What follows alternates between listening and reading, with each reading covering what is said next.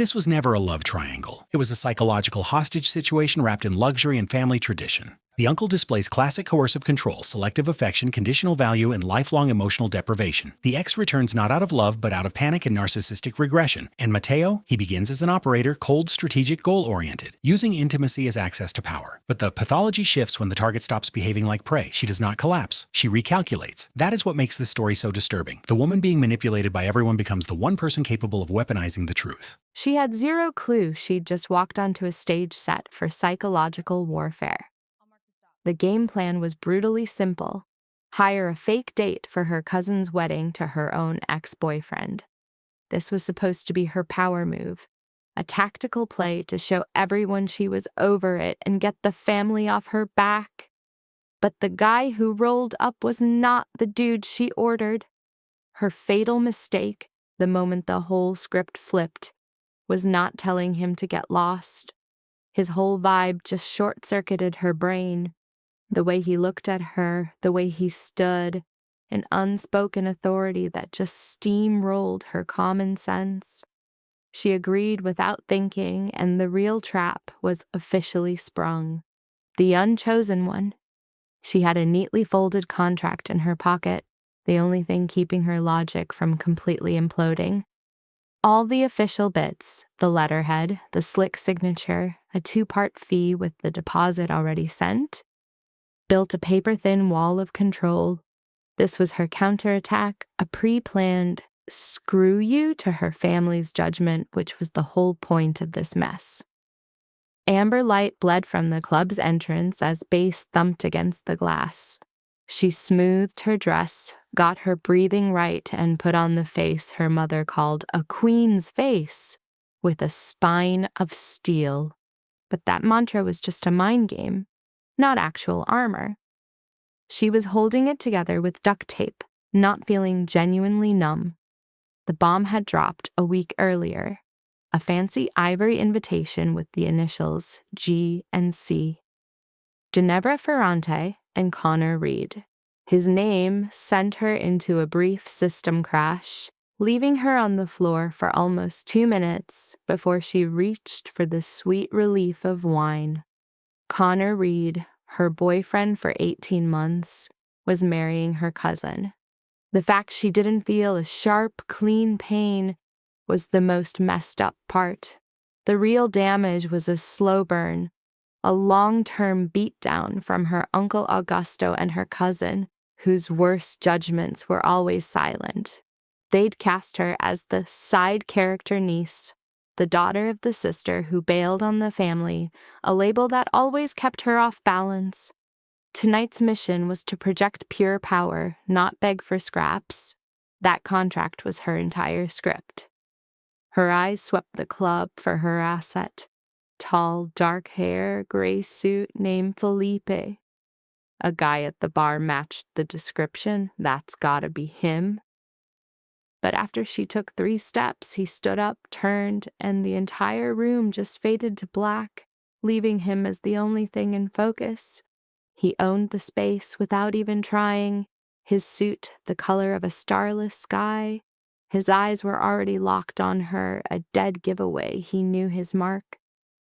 Her body went into lockdown, a full-on fight-or-flight reboot that bypassed her brain completely.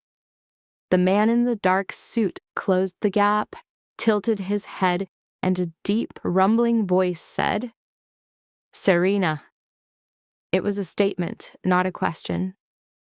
"Matteo Romano, I'm your date for the weekend. The agency sent a confirmation," Matteo stated, killing her question about Felipe before it was even born with a tone that said discussion over. A last-minute sub. He dropped this info with such chilling confidence that for a hot second, she didn't even question it. Her phone was a dead brick in her purse, buried with her dignity and her perfectly crafted plan. She got no such confirmation. She could have fought it. She could have aborted the mission, but she was just too drained for another fight. For once, she just wanted something to go down without a war. He was a random variable, but the pressure was insane. The wedding, an uncle who treated her like a stain on the family name, and a cousin marrying the guy she'd spent 18 months with. She had no fuel left to come up with a plan B. "Are you aware of the terms?" she asked, her voice a weak imitation of someone in charge. Matteo Romano watched her with a stillness that was seriously unnerving. "To get you to the wedding and make sure nothing goes wrong. And to make my entire family believe I'm absolutely crushing it. That's also in the package," he answered, with a hint of a smirk in his voice. Her knuckles turned white on her clutch. "Then let's go." The car was a black hole of silence, smelling of rich leather and some other scent that was about to be burned into her brain forever.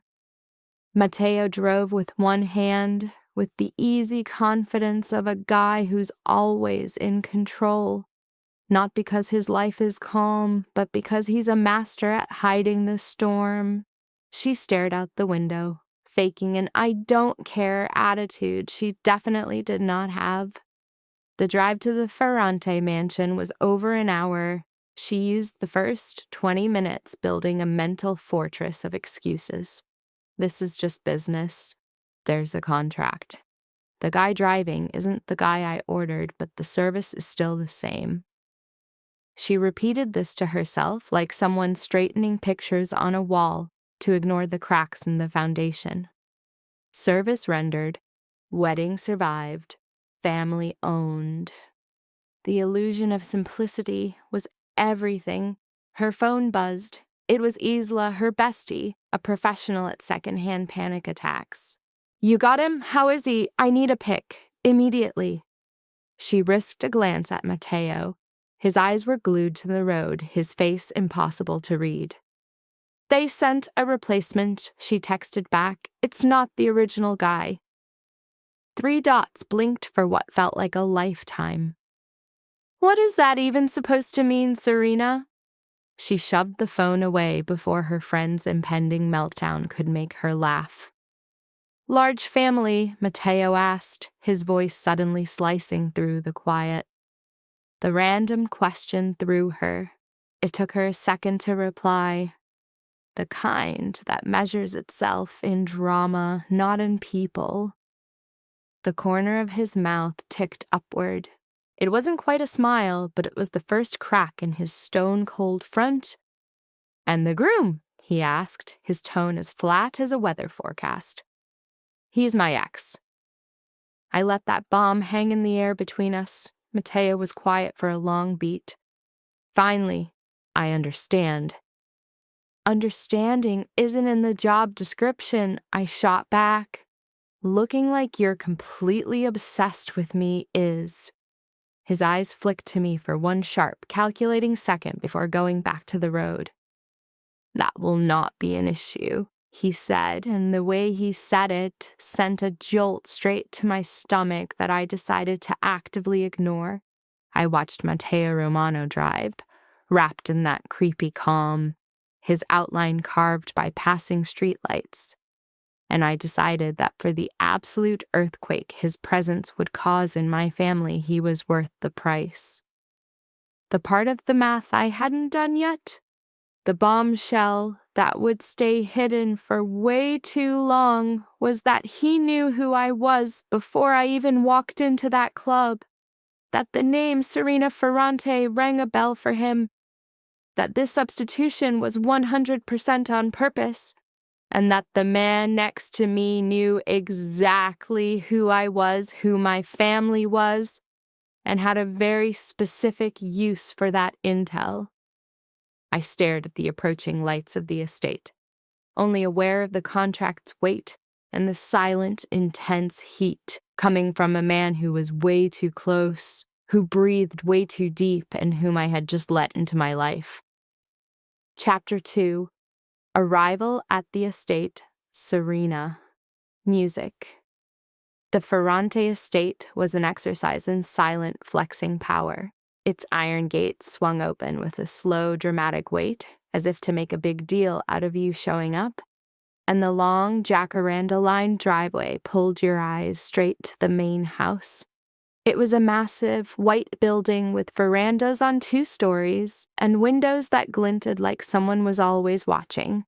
To the left, horses were chilling in a field, while a garden on the right was grown for decades to look perfectly messy. I'd seen this view since I was 12, and it never failed to punch me in the gut. That feeling that this place was too perfect for someone who was never allowed to fit in. Mateo's car glided to a perfect stop under the main entrance, and before I could even take a deep breath, he was at my door, opening it with a smooth, practiced move that screamed, "I do this all the time." I took his hand and got out, and that's when I saw them on the veranda. Aunt Rosanna was frozen solid, her glass of Prosecco stuck halfway to her lips, her eyes darting between me and Mateo in a frantic, silent freak out. Next to her, Aunt Bettina was clutching Cousin Lara's shoulder like a lifeline, while Lara's jaw was on the floor in a look of such pure shock that any other day I would have called it a masterpiece. A silent judgment went down in about 6 seconds, a beat you could feel was important. The new guy, Mateo, then made his move, his hand landing on the small of her back with a firm, possessive pressure. This move, which she did not ask for, was a silent way of saying, "She's with me." She felt a jolt of heat rush through her, a reaction she knew was messing with her ability to think straight. A voice, which she clocked by its sound as Ginevra's, sliced through the frozen scene from inside the house just before she could move. Ginevra Ferrante stood framed in the doorway. Her expression, a huge, hungry smile, was basically a victory lap in itself. She came in for a quick hug, but her eyes immediately slid past to do a blatant once-over on Mateo. Her verbal jab, "And you've brought a +1, was absolutely loaded with shade. Her reply was flat and deadpan. Mateo introduced himself with a bluntness that had zero hint of respect. This refusal to play the social game and bow down made Ginevra's smile shrink by a millimeter, a tiny tell that her authority had just been challenged. So get this. Ginevra lives for the drama, and this dinner is her personal stage. The lighting is all moody, trying to make everyone look like a hot, dangerous movie character. Our girl Serena gets stuck between her fake boyfriend Mateo and her nosy Aunt Rosanna, who immediately starts the interrogation. Rosanna hits them with, "So, where did you two meet? Trying to dig up some dirt?" Serena shuts it down with 2 ice-cold words. "At work." That one-liner was a total conversation killer. You could hear crickets as Rosanna waited for the tea to spill, but Serena gave her nothing. So the aunt pivots to Mateo, who just hits her with a politeness so thick it's basically a no comment. Across the table, the ex, Connor Reeds, lets his fake smile slip for a second. Turns out he's not so cool up close. Meanwhile, Serena just feels a whole lot of nothing where the pain used to be. The space in her heart for Connor is now just a black hole, but he's still staring her down. Hard. That's when Mateo leans in and drops a savage diagnosis in her ear. He lacks the focus of a groom. Oof! Serena stays quiet, but a blush totally rats her out as she hides behind her wine glass. She locks eyes with Mateo for like 3 seconds too long before he coolly pulls away. And then the final boss enters the chat. Augusto Ferrante, the patriarch. His arrival is a total power move, designed to suck all the air out of the room. While he's shaking hands, his eyes land on Mateo for less than 2 seconds. He's not surprised. He's calculating, instantly flagging Mateo as a potential threat. Then he turns to Serena with a perfect empty smile that's pure family obligation. "Uncle Augusto," Serena fires back, matching his perfectly controlled vibe. He pretty much ignores Matteo, so Serena just watches Matteo's face, which is an unreadable mask, and that says it all.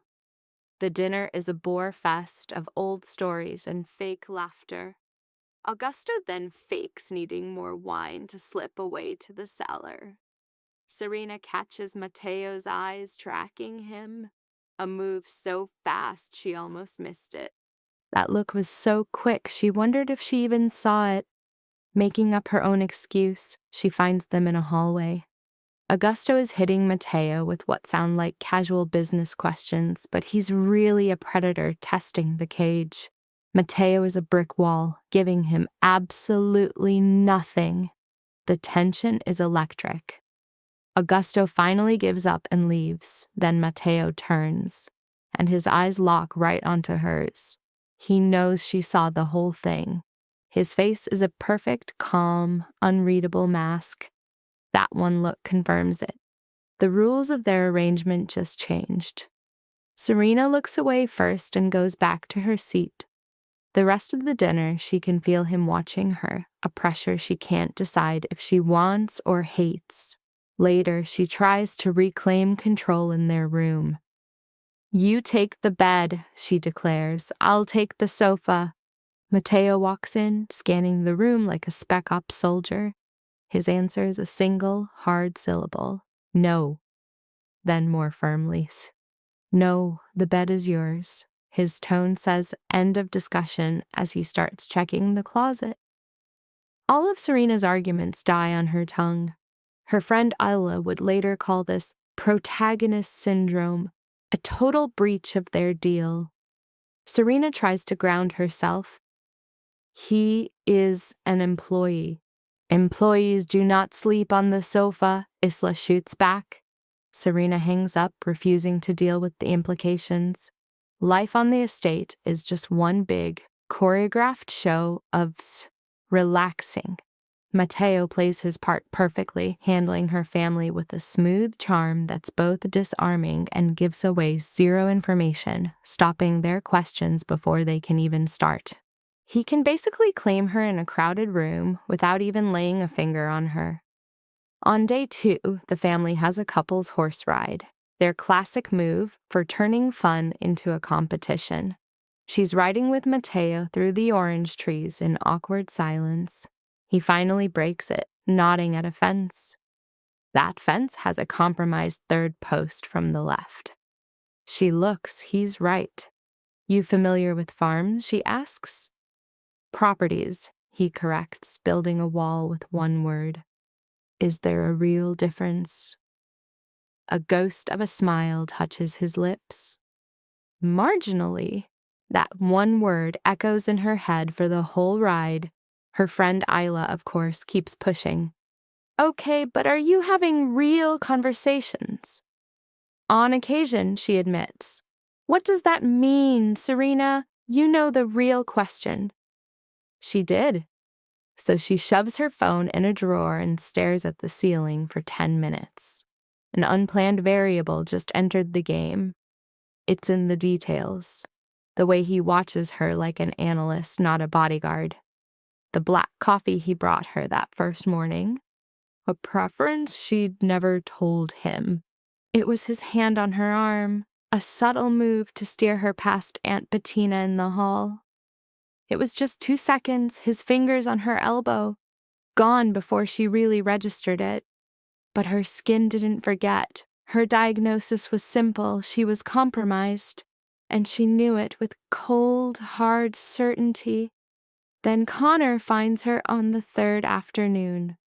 She's zoning out on the same page of a book when he appears with 2 lemonades and a smile that used to destroy her.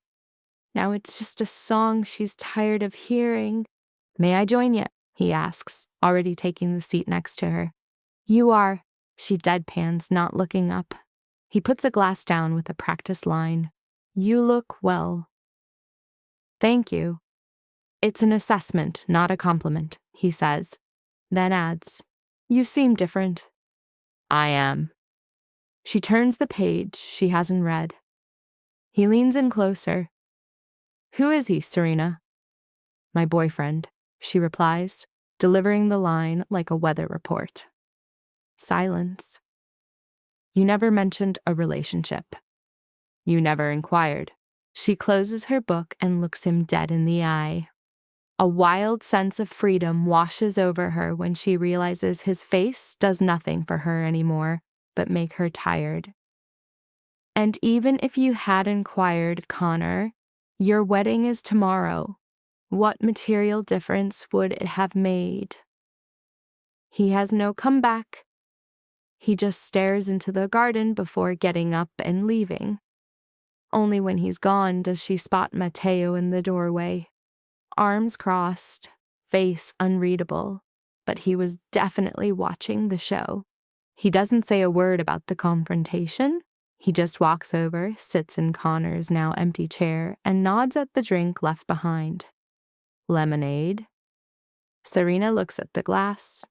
It is disposable. A tiny smirk plays on Matteo's lips. I anticipated as much. The third night is brutally hot. She's staring at the ceiling. He's reading on the couch. The silence is so thick you could choke on it. Is this your default state? She asks into the dark. A pause. Clarify this state. This quiet, not needing to fill every silence. She hears his book close softly. Most people speak to avoid thought, he says. I practice the inverse. She turns her head to face him. He's laid out on the too small sofa, staring at the ceiling just like her. Seeing this powerful, controlled man looking so out of place on that tiny couch sparks something sharp inside her. She refuses to analyze. You are not obligated to sleep there, she says, just to break the thought.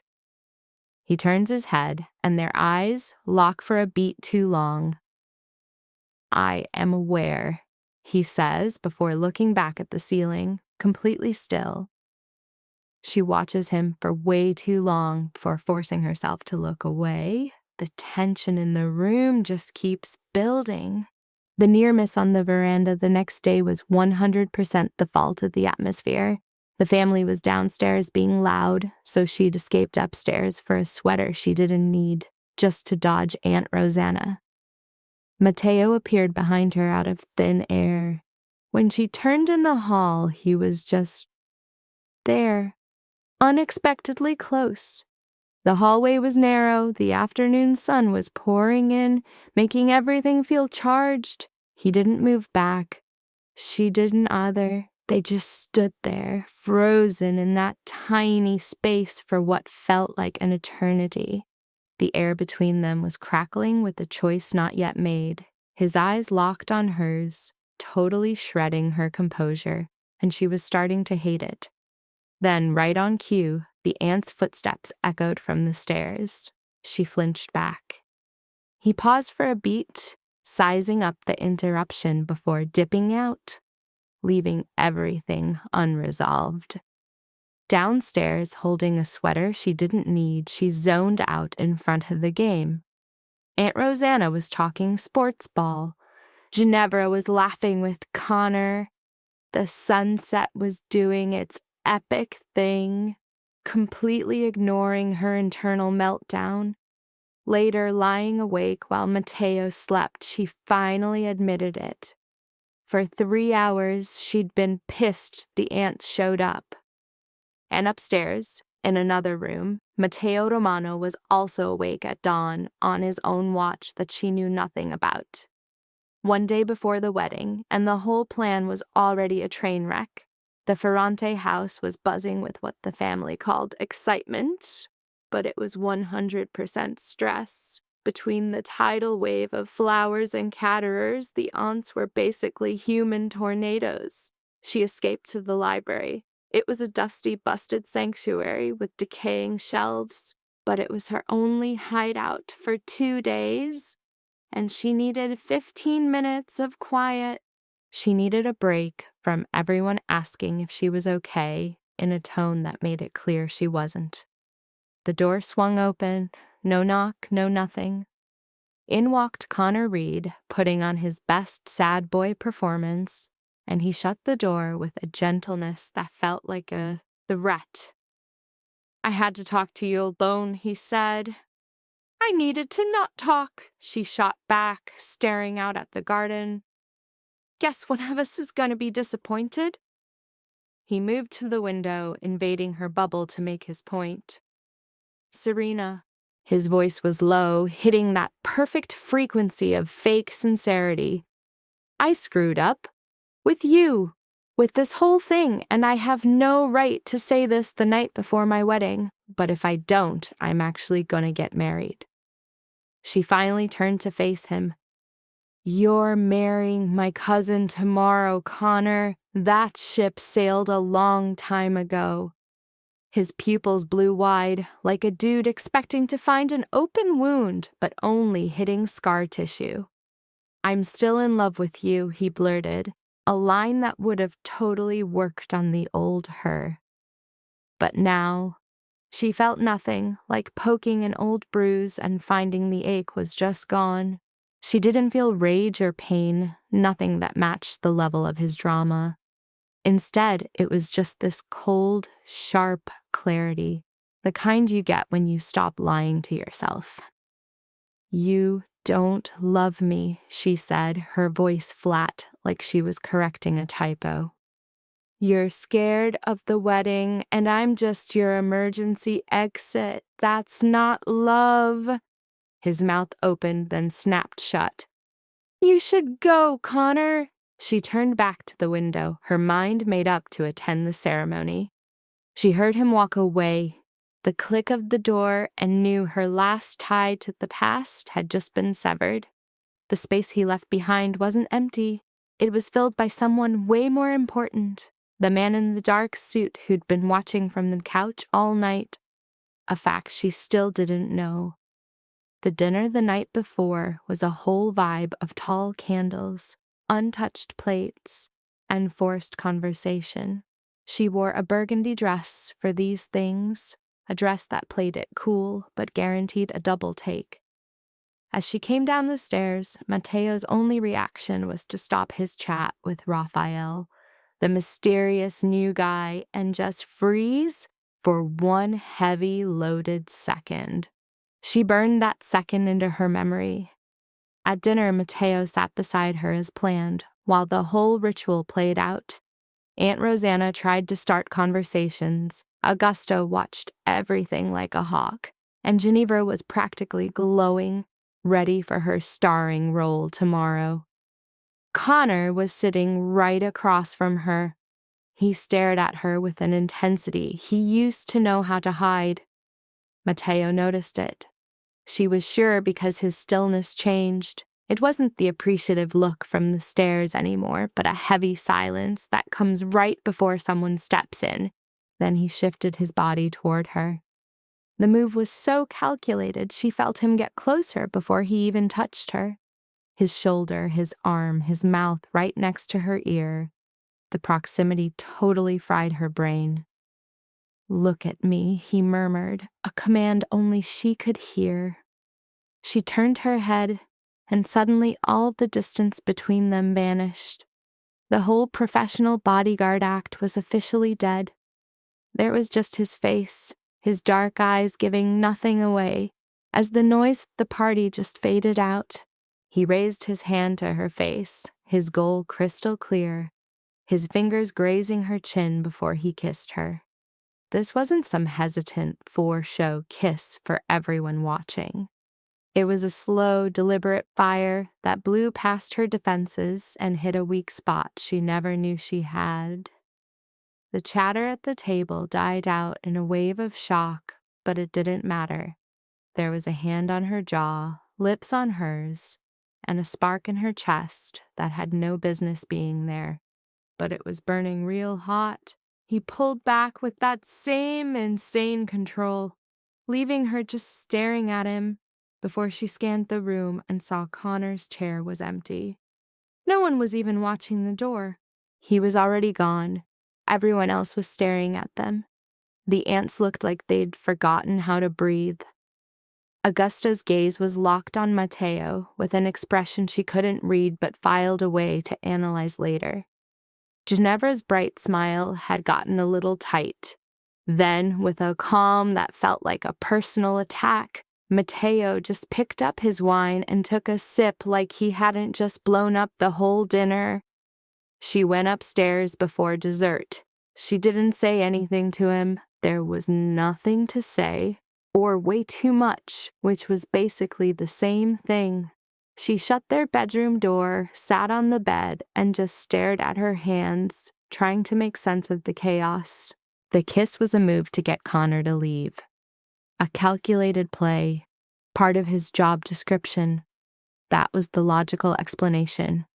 The problem was her body was screaming that it was real, a fight her brain couldn't win.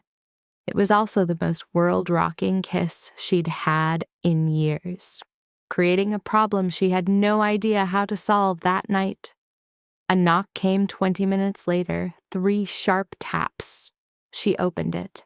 It was Matteo, jacket gone, top button of his shirt undone.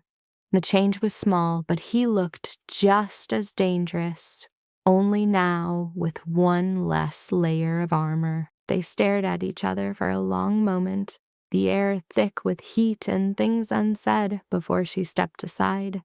He walked in, and she shut the door behind him. When she turned around, he was standing way too close to keep up any pretense. "The kiss was not in the contract," she said, her voice shakier than she wanted. "It was not," he agreed. "Then you were out of line."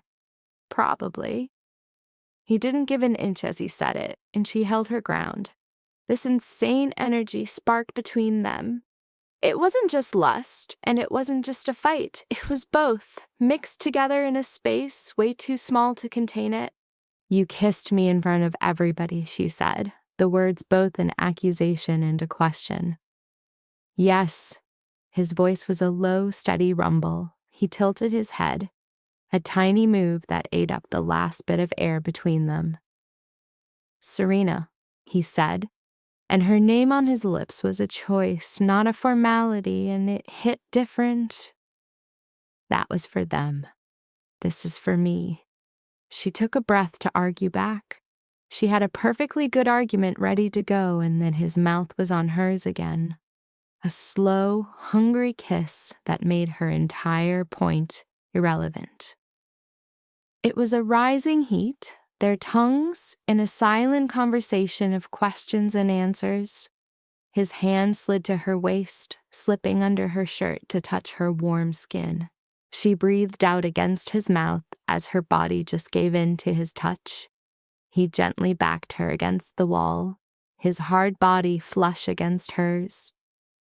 She felt exactly how ready he was as her fingers worked the buttons of his shirt, freeing the heat from his chest.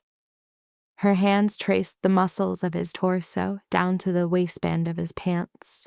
He let out a sharp breath when her hand found him, his pulse hammering in her palm. With practiced skill, he lifted her skirt, his fingers finding her center. They slipped inside her slowly, moving with deadly precision, while his thumb drew lazy, perfect circles. A tremor shot through her, stealing her breath as her hands clenched his shoulders. And then he lifted her up. Her legs instinctively clamped around his waist. One single explosive motion and he was inside, a deep, stretching fullness. Their bodies instantly fell into a frantic, perfect tempo. Each push sent them spiraling higher into the sensation. The pleasure built into an unstoppable wave. And when the end came, it was a total detonation. She completely fell apart around him in long, shuddering pulses, breathing his name into his skin. He followed a second later, his own climax, a series of hot, powerful spasms, his body trembling over hers. For a while, the lamp just cast a golden glow on their slick, tangled bodies.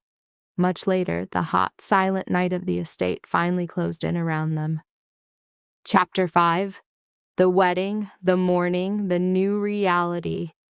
She woke up to a high sun, The right side of the bed totally empty and cold, a clear sign he'd been gone for a while. She just laid there staring at the ceiling for a couple of minutes, caught in that weird stillness after a bomb goes off, before your brain actually gets what happened. There was zero regret. She checked for it, hunting around the edges of the feeling for that familiar burn. Nothing.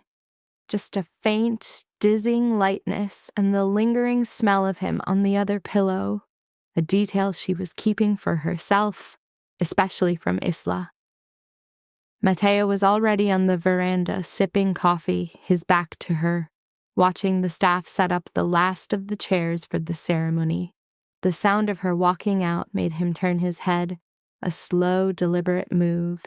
His eyes met hers, and that defensive wall he always had up was just gone, replaced by a strange new calm before he looked back at the garden. "Coffee's there," he said. As she sat down, they fell into a silence that was totally new, one without any mind games or strategy. It was just the quiet of two people in the early morning, a stripped-down reality that felt, in some weird way, more intense than the intimacy of the night before. Noon brought the wedding, held under a flower arch that took hours to build. Ginevra appeared, her dress a freaking masterpiece of lace, her face lit up with pure joy.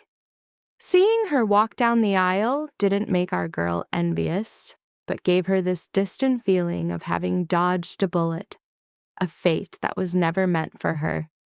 At the altar, Connor looked like a man doing a good deed he didn't understand. As he took Ginevra's hands, his eyes dropped for a split second, a micro-expression she definitely caught.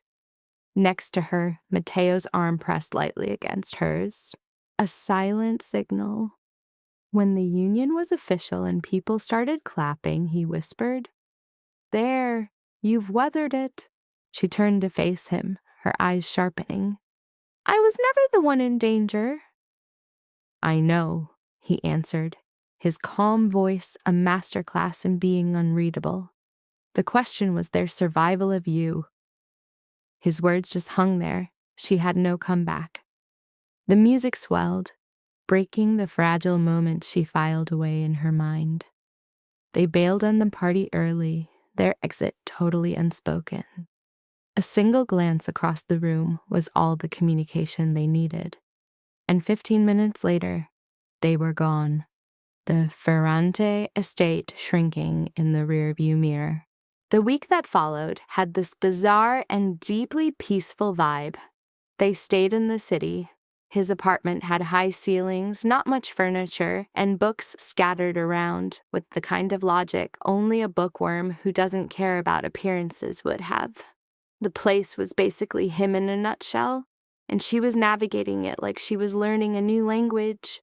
They cooked together exactly once. His skills were infuriatingly perfect, a show of quiet mastery, while she couldn't even chop an onion right.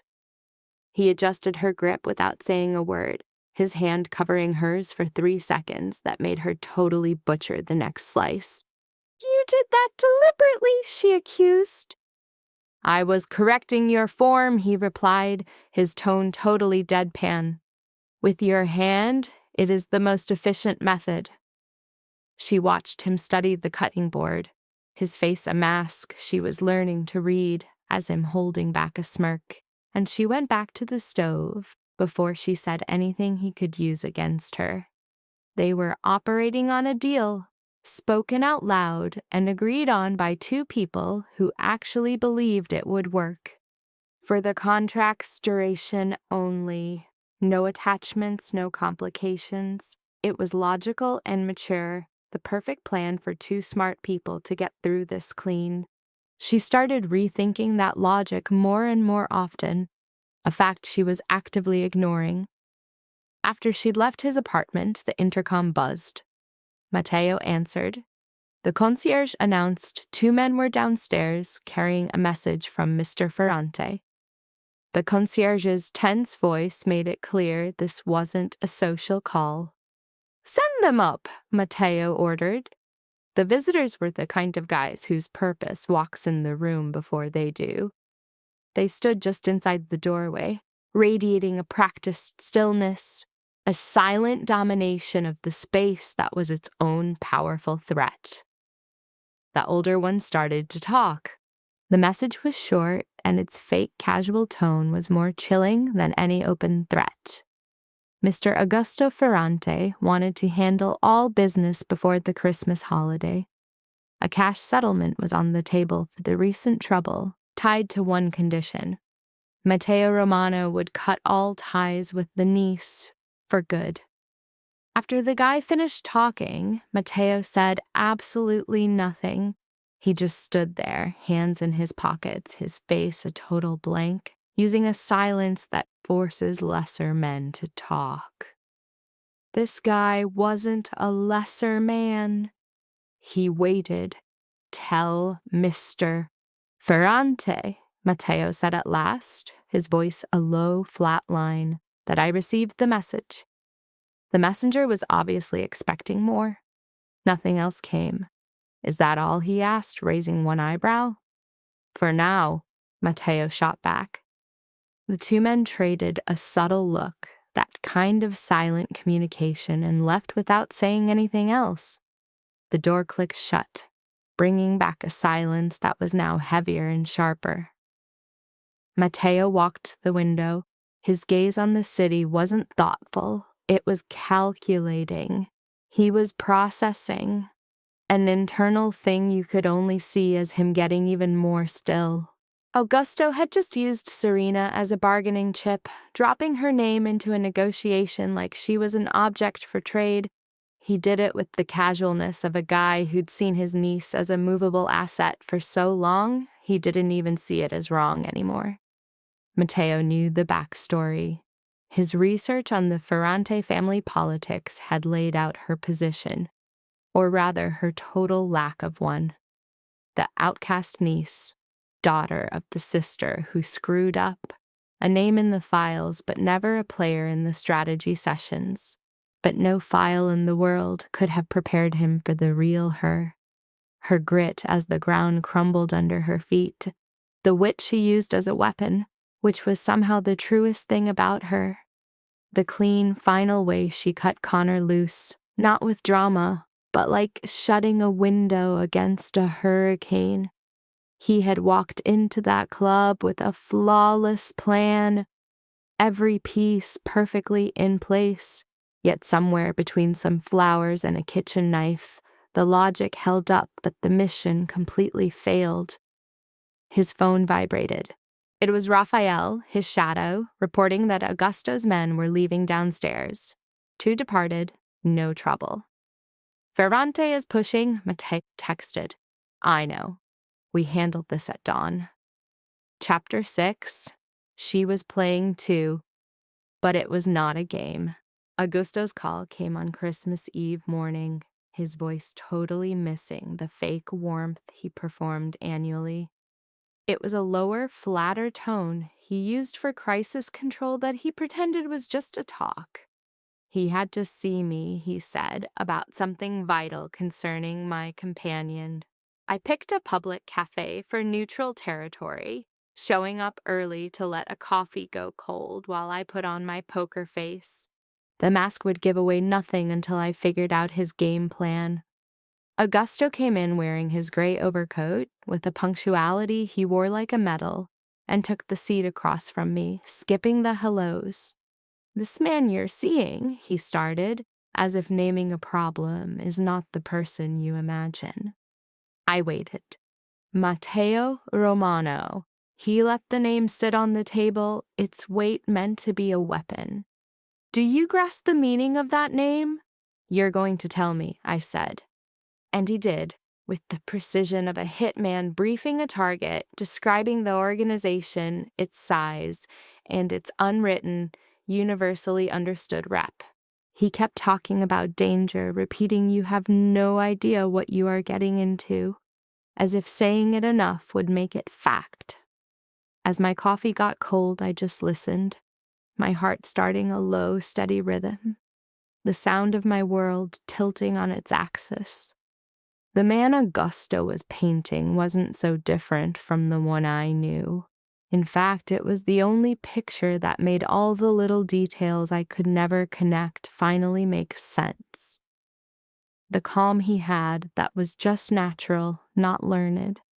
The way my uncle's whole expression had changed at their very first dinner. Her entire reality violently snapped into place as all the random facts, Raphael's visits, the men on Christmas Eve, formed a single terrifying picture. Still, one memory fought back. A moment of closeness with Romano, a hand over hers, a smile just for her. This small piece of warmth battled the cold reality with the kind of denial that comes with fresh trauma. Augusto watched her, expecting her to freak out. After a long pause, her answer landed with icy calm. I know. He blinked. What? He asked. That I knew the whole story? Her eyes were locked on his. From the very start. A quick, unguarded flash of shock hit Augusto's face before he hit it. Are you saying you knew who he was when... I am saying, she cut in, her voice a calm, deadly blade, that you've told me nothing that was not already my concern. He paused, looking at her cool front, knowing it was a lie covering up an internal battle. He shifted a little in his seat, a classic tell that he was about to switch tactics. Check this out, he says, his voice dripping with fake praise. Smart girl, you figured it out faster than I thought. Then after a perfectly timed pause, he goes in for the kill. So you'll understand my offer. He lays out his master plan. You get full command of Romano and Associates, he spells it out. Total control, a slice of the pie, and more freedom than I even give my own daughters. He cocks his head. It's everything you wanted and everything I kept from you on purpose, Serena. That wasn't an apology. It was him twisting the dagger. And the catch, she says flatly, knowing exactly how this game works. There's always a price to pay with him. You cut all contact with Romano for good. Her eyes lock onto his before she delivers the final blow with ice in her veins. What's your real angle here? He starts his rehearsed speech. Like I said, Romano is a threat, and you... Cut it out. She slams her cup down. This isn't some caring uncle act. One phone call on Christmas every year doesn't mean you give a damn about me. She tilted her head, matching his power move. What does he have on you? The silence that followed was louder than any confession, a giant neon sign confirming she was right. You're asking questions that have no answers, Augusto bluffs, all the fake warmth gone from his voice. Or maybe I'm asking the only one that actually matters. She gets up, grabs her purse, and gives him a look that screams, I see you. I'll consider your proposal. She bails without waiting for a response, the cold night air hitting her like a slap. She rolls up to Matteo's place, a sick feeling twisting in her gut. Her knock, 3 hard thumps, is way louder than she meant it to be. When he opens the door, he takes one look at her face, knows what's up, and just steps aside to let her in. My uncle just spilled the beans about who you are, she says, stopping dead in the middle of his apartment. I need your version of events, now. Matteo just watches her, his usual calm now looking like a guy bracing for impact before dropping a truth bomb. And then he started to talk. He breaks down how Augusto systematically torched his life, deals mysteriously canceled, suppliers suddenly pulling out, and his money being rerouted to wipe out 2 years of hard work. He lists it all off like a coroner's report, no emotion needed. She's soaking it all in, looking like she's in physical pain. Then he gets to the nightclub. "I knew who you were the second you walked in," he says, staring right through her. "I sent the other guy home. I took his place because you were the one blind spot he'd never see coming." The silence after that was so thick you could cut it with a knife. She stands up from a couch she doesn't even remember sitting on and walks to the window, trying to get her head straight. Every single memory, the way he said hi, his hand on her waist, was now totally toxic. "I was a tool," she says to her reflection. "That was the mission," he replies, with absolutely zero sugarcoating, not even trying to soften the blow. She just stood there, and he knew the next move was hers to make. She picks up her purse and walks to the door, stopping with her hand on the knob. Inside her, it was an all-out war between pure fury and a deep, crushing ache. The wound left by Augusto Ferrante after 30 years of polite insults. He'd used her as a pawn for the second time. He'd offered her a stolen legacy, like it was some kind of prize. She turned slowly to face Matteo. His quiet stare offered no comfort, just a brutal honesty that was the only real thing between them. "To the safe," she starts. "In his office at the house. Ginevra gave me the code ages ago. It's his daughter's birth dates." She lets that hang in the air. "I'm pretty sure I know what Augusto's hiding, and I know finding it would absolutely destroy him." Her eyes lock with his. "You're after revenge. I'm after payback for a whole life of being played." She lets go of the doorknob. "So we're making a plan." For a split second, Matteo just stares, and she sees it. Actual, genuine surprise, the first she's ever seen on him. Then his lips curl into a smirk she was just beginning to understand. "Done," he agrees, "but give me a full rundown of what he said." As she sat, her purse hit the couch and a tiny bit of warmth cut through the freezing Christmas Eve. They were finally on the same side. Chapter 7. They had the target, the combo, and a holiday party that was now a heist. For the Ferrante Gala, she wore a red gown, a gift from her mom she'd never worn. Tonight it was armor. Matteo's stare, which used to freak her out, now met hers head-on. "You're ready," he said. It was a statement. "I am," she confirms, her voice steadier than it had been in years. He offers his arm. She takes it. They walk into the Ferrante mansion for her 12th Christmas party there, but this was the first one with a mission. The party was the same old fake family garbage. A giant tree, background music, and perfect food platters were just props for a bunch of backstabbers. Aunts glided around with champagne and judging eyes. Ginevra was there with her husband Connor, both wearing those shiny new marriage smiles. Augusto, of course, was holding court in the main room, the center of attention for a bunch of old cronies. He gives her a robotic kiss on the forehead, his eyes darting to Matteo for a second before snapping back to her, his smile completely hollow. "Serena, so good to see you." "Wouldn't have missed it," she shoots back with the same fake energy before grabbing a glass of champagne she had no plans to drink. Outside, Rafael Conte and two other guys were looking at blueprints on a phone. Matteo's plan was locked and loaded. Rafael had the back door covered.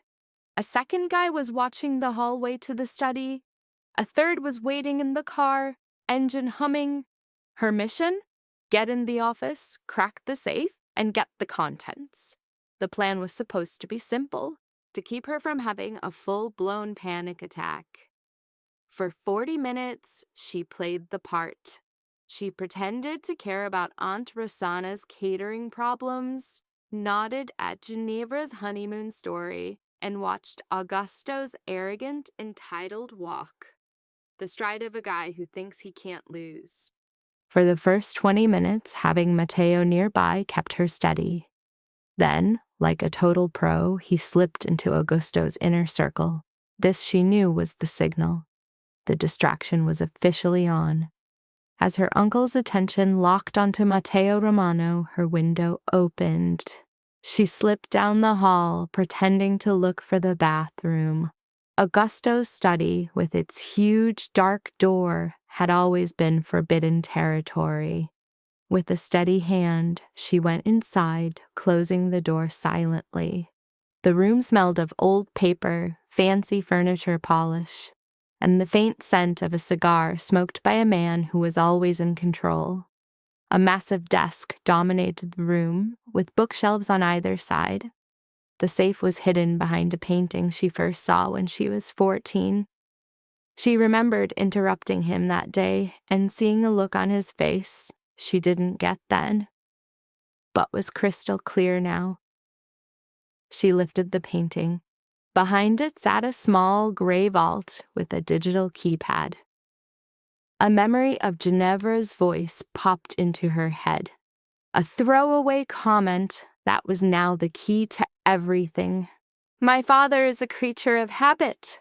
Did you know he makes every password his daughter's birthdays? He's so utterly predictable. Serena could practically hear her sister laughing. She typed in, Ginevra's birthdate, access denied. Taking a deep breath, she tried Laura's. A loud click echoed in the silence as the lock gave way. Inside, she saw a thick envelope, some documents, and a small black data drive. She froze, feeling the weight of a story that started way before her. Then she grabbed the items and shut the vault. In that exact moment, she heard footsteps.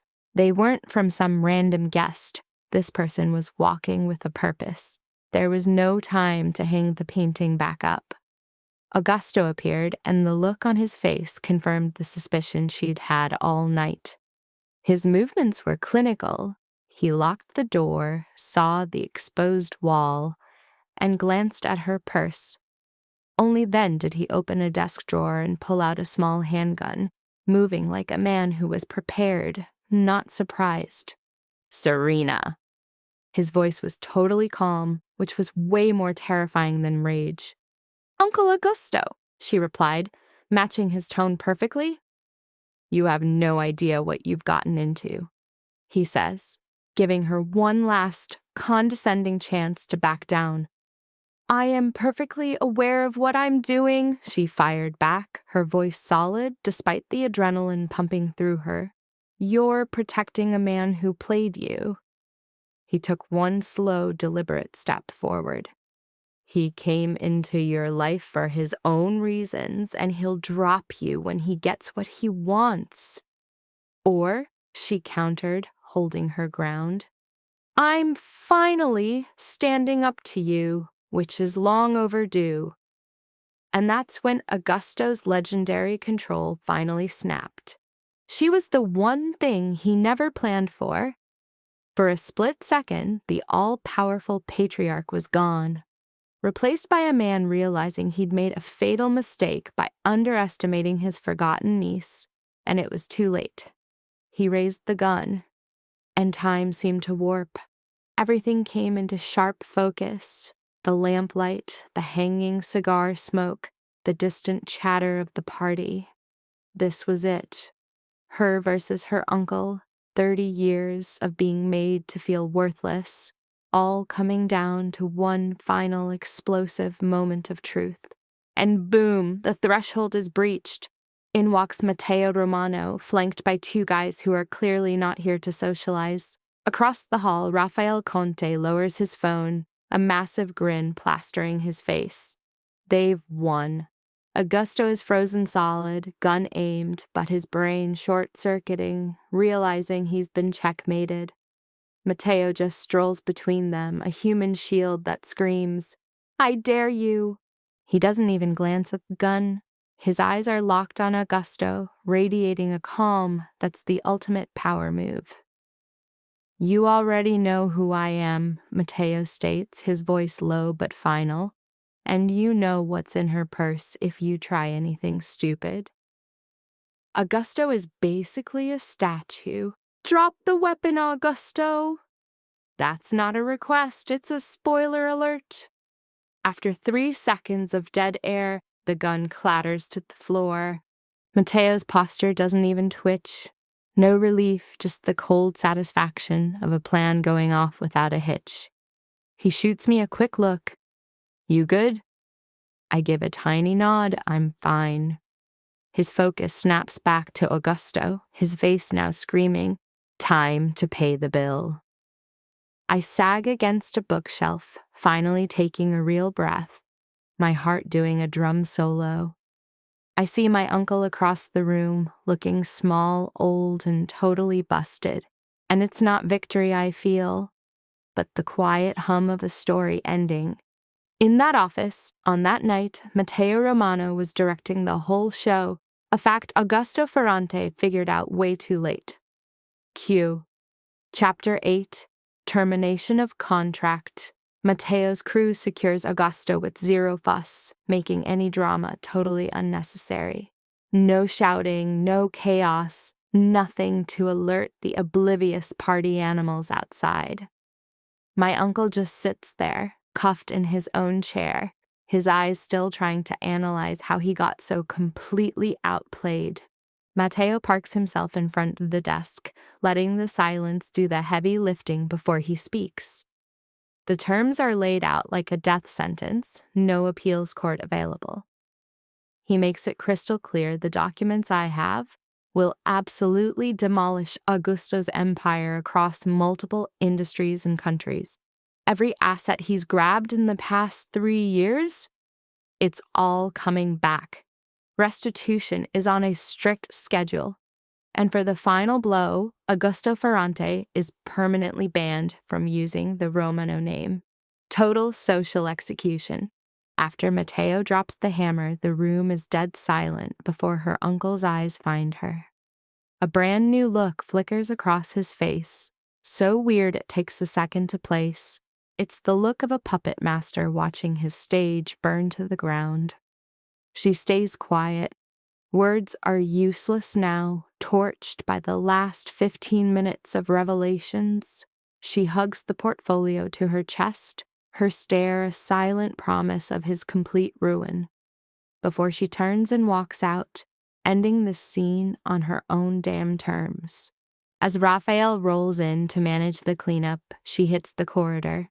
Her walk is steady, a total bluff. Her shaking knees almost call out, the aftershock of a win.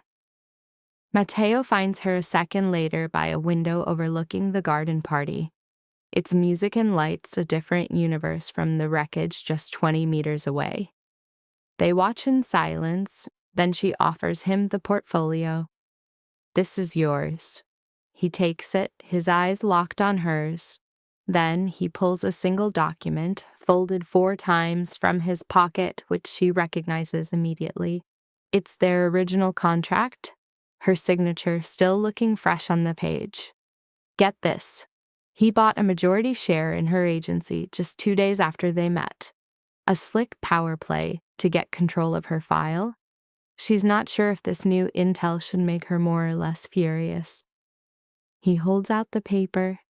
She takes it, her eyes tracing her own handwriting, the date, the cold numbers that once spelled her salvation. The whole thing feels like an artifact from another lifetime, before the entire game changed. She rips the contract. The sound of tearing papers, sharp and final, a ridiculously satisfying end. As she holds the pieces, she notices Matteo pulling out his own copy. A little detail she files away. He shreds his with the same lethal efficiency he does everything. They stand there, holding the debris of their deal, wrapped in a silence heavier than anything before. Then, a laugh explodes out of her, raw and totally unexpected. It's the sound of a dam breaking. It's a laugh born from relief and the sheer insanity of it all. Standing in a Christmas-themed hallway holding confetti made from their own lies. Matteo watches her for a beat, and then he laughs too. Not a smirk, a real full-blown laugh that goes on and on. It completely changes his face in a way she can't quite pin down. In that moment, a terrible, perfect thought hits her. She is in deep. The contract was never anything more than a flimsy excuse. His laughter fades first, but his face is still open, some of his armor stripped away. You could have left, he says, his voice quiet. When I opened the door, you got what you wanted.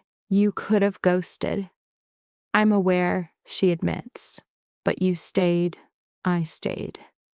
He watches her with that intense stillness, then lifts a hand.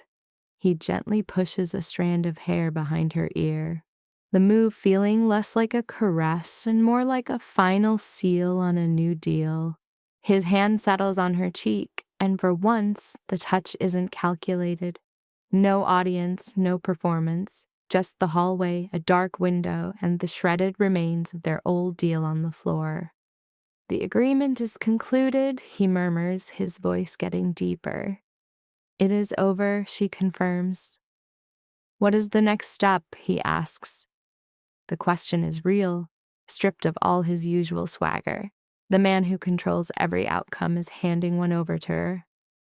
She meets his eyes, studying the face she now knows how to read. Whatever is next, she says, but this time without a contract. The corner of his mouth ticks up, and she lets herself smile back. Outside, the Ferrante party is still going.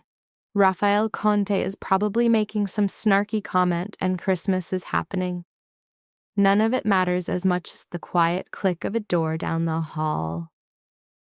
Chapter 9. Unforeseen variables of the contract. 2 months after Christmas, Matteo's apartment is now their apartment without them ever talking about it. Her life just sort of moved in. First a toothbrush, then a coat, then a drawer, then half a closet he'd emptied like he was expecting her. The time after the estate takedown isn't easy. Neither of them pretended it would be. Some days he'd retreat behind walls she was learning not to take personally. Some days she was so lost in her own head he'd have to say her name twice. Fights would ignite over nothing and be solved 20 minutes later over the real problem, ending when one of them chose to stand down. A show of strength, not weakness. But they had their anchors, coffee made just right every morning, long stretches of reading in silence, and a hand on her back, a simple gesture that just meant, I'm here. One night in February, she throws a question into the dark. Do you have regrets about how we started? His hand is on her back, tracing slow, random patterns. No, he answers quietly. But if I got a do-over, I would have done it differently. How? I would have laid out the whole truth right there in the club. She imagines it. Matteo Romano spilling his guts to her in that bar. She would have run. She would have called Isabella in a panic and never looked back. I wouldn't have stayed. She knows. I am aware. His hand keeps moving, steady and calm. That is the reason I did not. In the quiet, she finally gets the difference between acceptance and forgiveness. She accepted him first, over quiet mornings and shared books. Forgiveness showed up later, not like a decision, but like her anger slowly wearing away until something real grew in its place. The papers from Augusto's safe are stashed somewhere else now, a spot Raphael picked that she doesn't know. Matteo said the analysis would take time, and she found she could actually let it go, trusting him to handle it. She shoves the thought of the documents away, forcing herself to focus on right now. The calm of their apartment, the solid weight of Matteo beside her, was enough to silence the constant siren in her head. She thinks about their beginning, a cold, tactical deal that had somehow twisted and remade itself into this insane connection. A simple transaction for power had mutated into a bond neither of them could really explain. One built from shared damage and dangerous secrets. She slammed her eyes shut, trying to unhear the silence breaking. Mateo's phone buzzed on the table, lighting up with Raphael's name like a freaking death warrant, and she mentally swiped it away. Next to her, Mateo was a statue, a silent partner in their shared mission to pretend it isn't happening. She didn't even check if he was faking sleep. She couldn't handle the truth. Instead, she chased the darkness, trying to dive back into a dream and save their perfect, fragile peace. And that's the end of part 1. For 23 years, her entire life was built on one massive lie about her missing mother. A story they fed her when she was just 7. It only took 3 measly pages to completely demolish her reality. The file didn't just rewrite her past, it shattered her entire sense of self. But the real gut punch wasn't the secret. It was the look in Mateo's eyes, confirming he knew the entire time and said nothing. And with that, the second volume is a wrap. The rest of the story is locked for now, only for subscribers. For 23 years, she lived by a toxic lie about her mom, a lie that made her feel worthless deep down. It all started when she was a 7-year-old kid. And it wasn't until a 3-page file dropped that her world got flipped upside down. The words redrew the map of who she was and revealed her family's dark past. But the final knife twist came from Mateo's eyes, the silent confession that he was in on it. Think of this as just the warm-up. You can now get your hands on the full, uncensored file. The main link in the pinned comment will take you straight to the rest of the story. It's your all-access pass to the entire second volume. This case is still unfolding, and we're dropping new chapters as we dig deeper. This archive is where we put the really messed up psychological deep dives. The material is way too intense for a regular audience, so this private space lets us show you everything without holding back. Quick heads up, our main channel got nuked. This new archive is our backup, a fortress to keep the team going so we can continue these deep dives without interruption. We'll have updates on our new system soon. For now, hit the first link in the pinned comment to follow us here.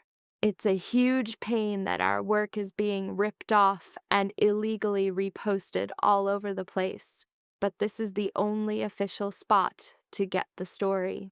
From a behavioral perspective, her choices were not irrational. They were patterned. Individuals raised in environments of conditional acceptance often develop a heightened tolerance for emotional ambiguity. They become skilled at reading tone, posture, and shifts in atmosphere because belonging has always depended on accurate prediction. In such systems, love is seldom experienced as stable care. It is experienced as access, withdrawal, reward, and threat. This explains why she could enter a deeply uncomfortable arrangement and still remain composed. Her nervous system had long been trained to function inside tension. What an outsider might call danger, her psyche may have interpreted as familiarity. The older male figure in her life displayed traits consistent with narcissistic control structures: entitlement, instrumental use of relationships, selective affection, and the strategic distribution of validation. Such individuals do not merely dominate circumstances, they colonize meaning. They teach others to doubt their own perceptions, then offer approval as a substitute for self-trust. Under those conditions, the victim often develops contradictory emotional responses: resentment paired with longing, anger paired with loyalty. This is where the story's central psychological lesson emerges. The attention she received from men in positions of power carried unusual intensity because intensity had always been confused with importance. That confusion is clinically significant. A person deprived of secure attachment may interpret being studied, pursued, or strategically protected as evidence of deep value, even when such behavior contains manipulative intent. However, awareness disrupts repetition. The crucial shift in her arc was not that she entered a dangerous world. It was that she began to name the rules governing it. Once she understood that her family's emotional language was built on leverage, she became less vulnerable to its seduction. The lesson: trauma does not always repeat itself through obvious abuse. Sometimes it repeats through what feels strangely familiar. Recovery begins when a person learns to distinguish between intensity and safety, control and care, being wanted and being valued. That distinction can save a life.